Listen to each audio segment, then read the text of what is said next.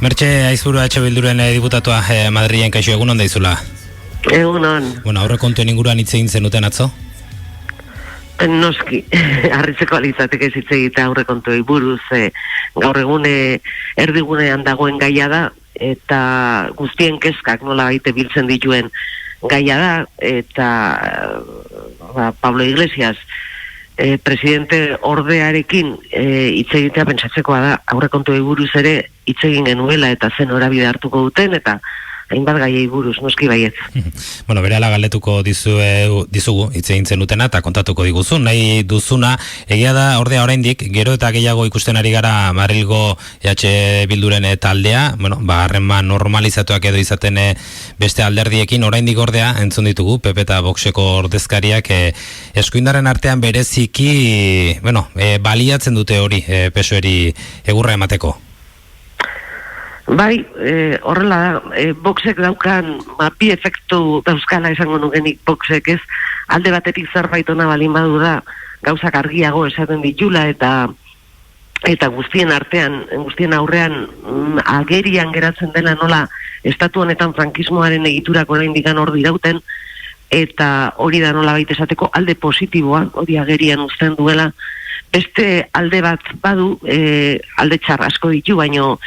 baina agian hain garbi ikusten ezten beste efektu bat ere lortzen du Voxek, eta da bera ezten beste alderdi guztiak, eskuineko alderdiak, naiz eta profrankistak izan eta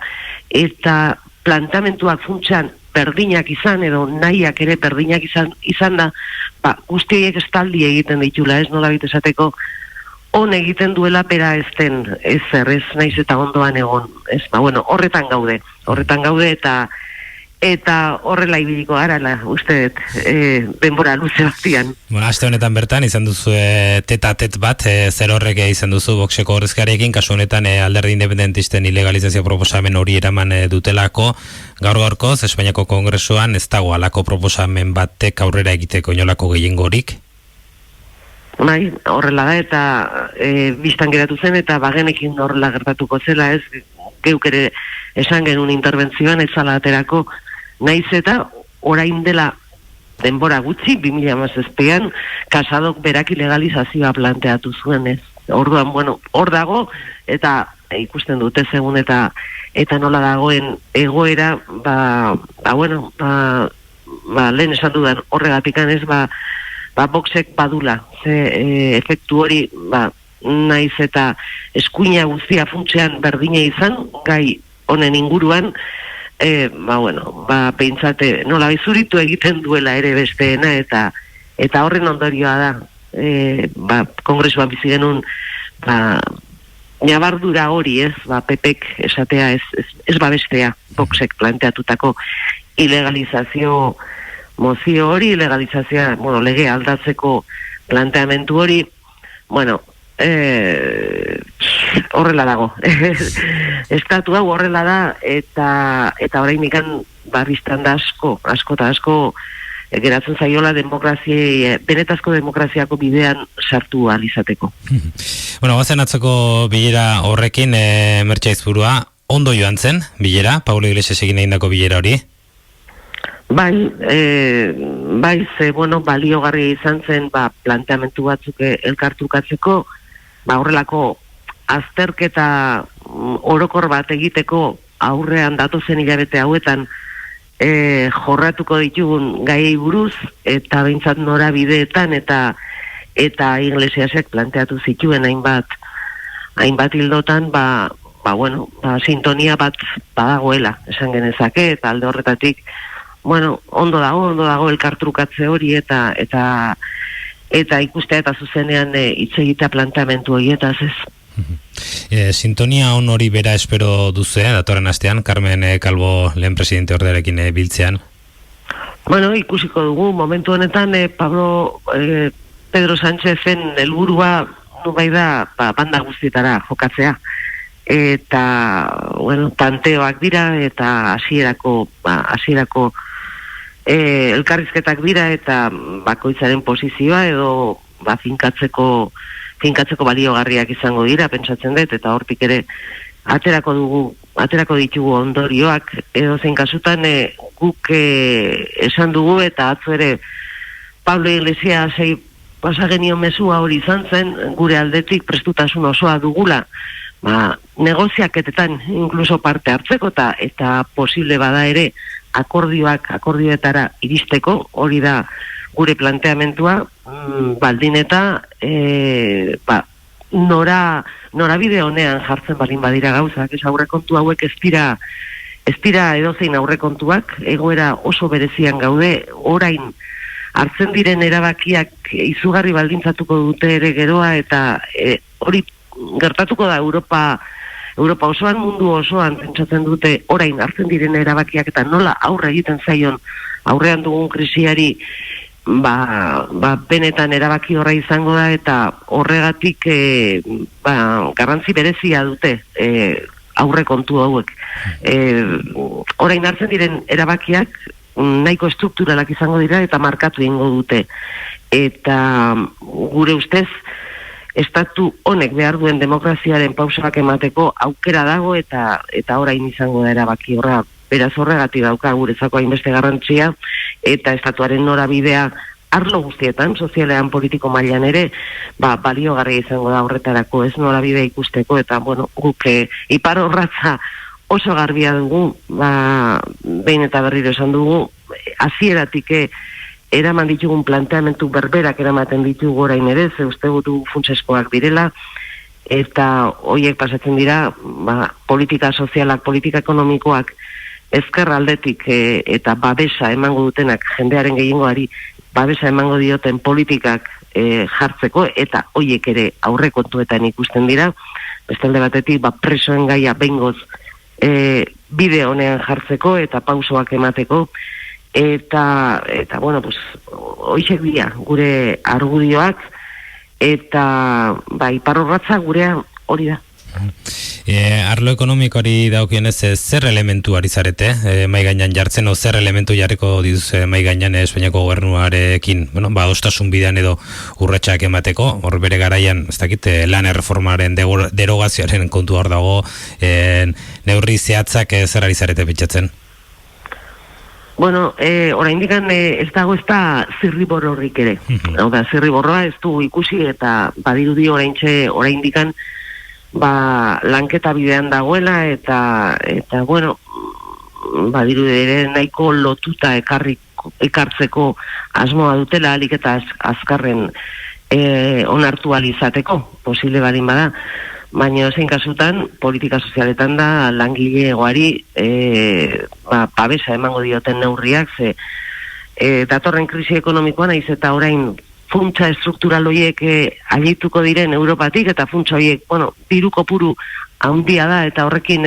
gauza asko egin daitezke, eta neurri onak hartu daitezke, hemendik urte batzutara, edo krisi honen eragina oraindik ez dugu ikusiko, segurazki bere gordintasun osoan, baino hemendik datorren urtea segurazki okerrago izango da oraingoa, baino ez, erteak direla, gauzak direla oraindik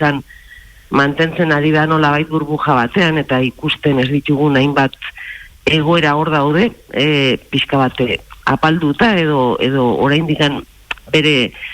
gordintasun osoarekin ateragabeak, baina etorriko dira, beraz politika ekonomikoak, ezkerraldeko politikak behar dira,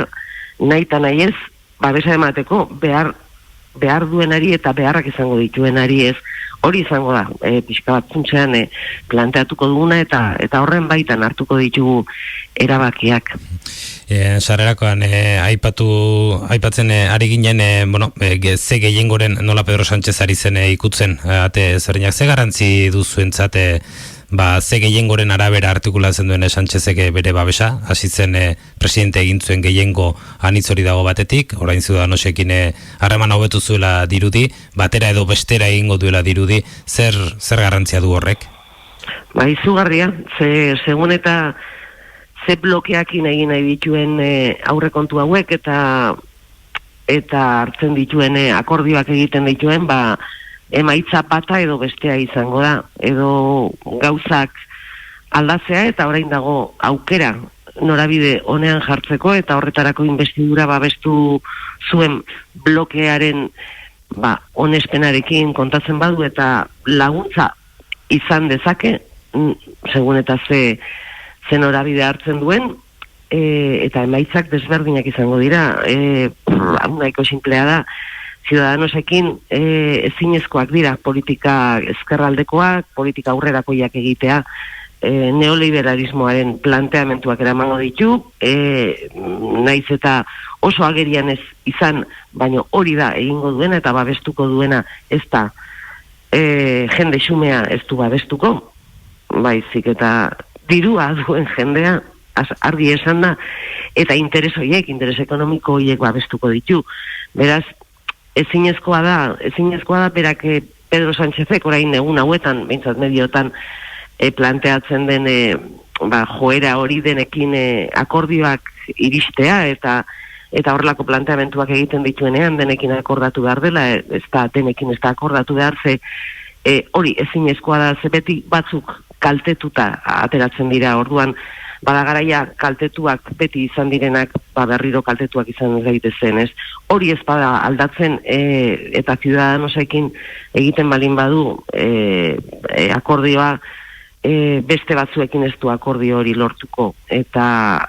horrek esan nahi du, eta akordioak alde batetara utzitan norekin akordioak lortzen dituen, azken finean ez da hori garrantzia duena, baizik eta ze politikak jartzen diren hemendik aurrera martxan, eta hori izango da, triste litzateke, espero dugu, benetako nahia izatea, eta benetako borondatea izatea gauzak aldatzeko, eta beste gauzen artean ere, investidura saioa lagundu zuten, edo ahalbidetu zuten indarrekin akordiotara iristea, ze horrek esan nahiko du ere, hemen estatu espainolean dauden egitura hoiek eta dagoen norabidea, orain arte ezer, benetan azken urteotan hainbat gaietan zintzilik dauden gai eta arazoiei aurre egiteko ere nahia eta borondatea egongo dela. Azken finean hemen lurralde arazo bat dago, izugarria, estatu espainolak dauka lurralde arazo hori, gaur bertan Torra lehendakaria, Torra presidentea dator Madrilera gorenan aurrean deklaratzera, lurralde arazo hori hor dago, eta soluzionatu egin behar den zerbait da, hori ez dago, ez da krisi honek ere ez du estaliko, hau da, koronavirusa etorri da eta gauza asko aldatu ditu, baino hainbat gauza ez ditu aldatuko, beraz, arazo hori hor dago, mantenduko da, eta agerian egongo da ere, beraz, benetako soluzioak hartu nahi balin baditu, eta aukera orain da, eta soluzio guztiak hartzeko, eta soluzio bidean jartzeko gutxienez arazoiek, orain du aukera, gobernuak ez, eta gainera zenbakiak ematen diote, horrela egin nahi balin badu. Beraz, ez da bakarrikan ekonomi mailan zer egin daiteke, ez da bakarrikan gauza asko dira, gauzak aldatzeko aukera dagoelako, eta bide honean jarri nahi balin badira, orain dagoelako aukera hori. Galetu nahi nizun ere, gastu arauarekin ze gertatu den? Aurreko astean ez zegoen alternatibarik,